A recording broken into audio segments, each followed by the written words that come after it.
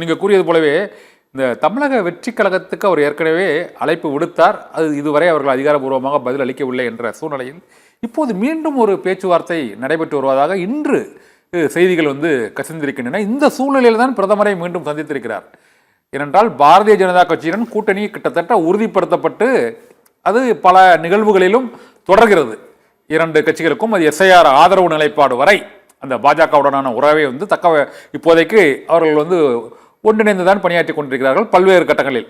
இந்த சூழ்நிலையில் மீண்டும் தாவேகாவுடன் இப்போது அவர்கள் கூட்டணிக்கான முயற்சிகளில் ஈடுபட்டிருக்கிறார்கள் என்றும் தாவேகா அந்த பீகார் தேர்தலுக்கு பிறகு காங்கிரஸ் கட்சியுடனான அந்த கூட்டணி முயற்சி அவர்களுக்கு இனிமேல் பலனளிக்காது என்பதால் மீண்டும் அதிமுகவுடன் தாவேகா கூட்டணி பேச்சுவார்த்தை ஒருவேளை நடைபெற்று அது இனிமேல் அது சாத்தியமா, அதற்கான வாய்ப்புகள் இருக்குதா?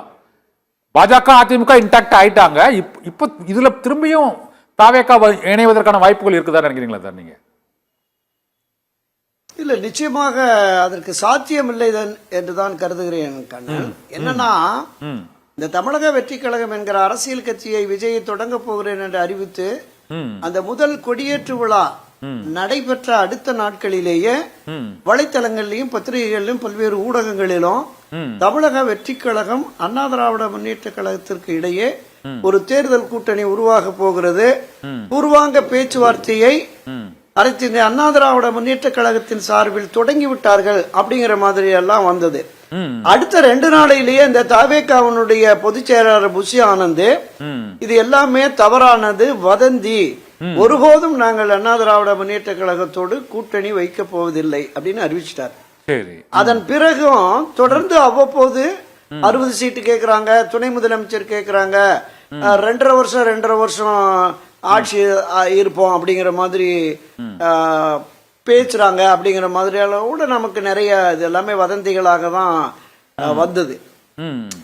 அப்ப இந்த மாநாட்டில் அவர்கள் நிறைவேற்றின அந்த தீர்மானங்கள் இருக்குல்ல, அந்த தீர்மானங்கள்ல உறுதியாக முதலமைச்சர் வேட்பாளர் தாவேகா தலைவர் விஜய், அதோட முடிஞ்சது ஆட்சி அதிகாரத்தில் பங்கு, இதை பிரகடனப்படுத்திட்டாங்க.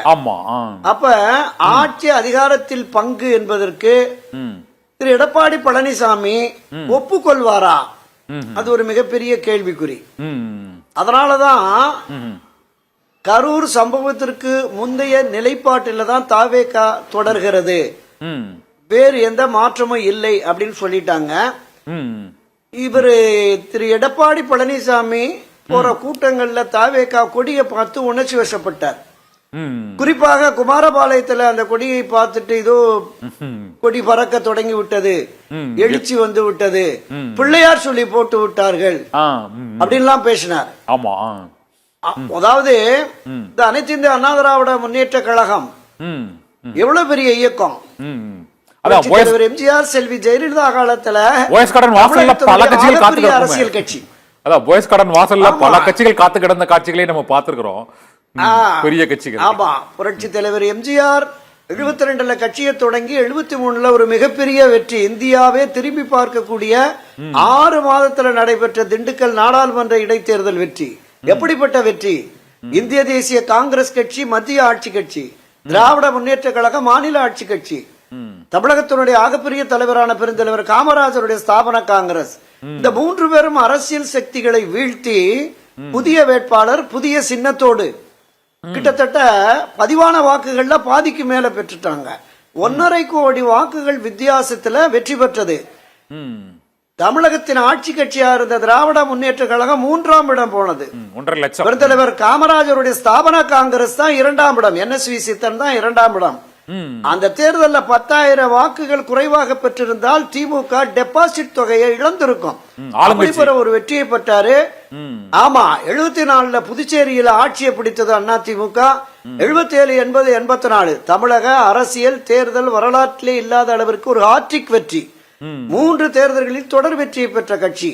அதனுடைய நீட்சியாக செல்வி ஜெயலலிதா காலத்துல 91, 2001, 2011, 2016 என்று ஆட்சி அதிகாரத்திலே மாறி மாறி 7 முறை தமிழகத்தில் ஆட்சி கட்சி.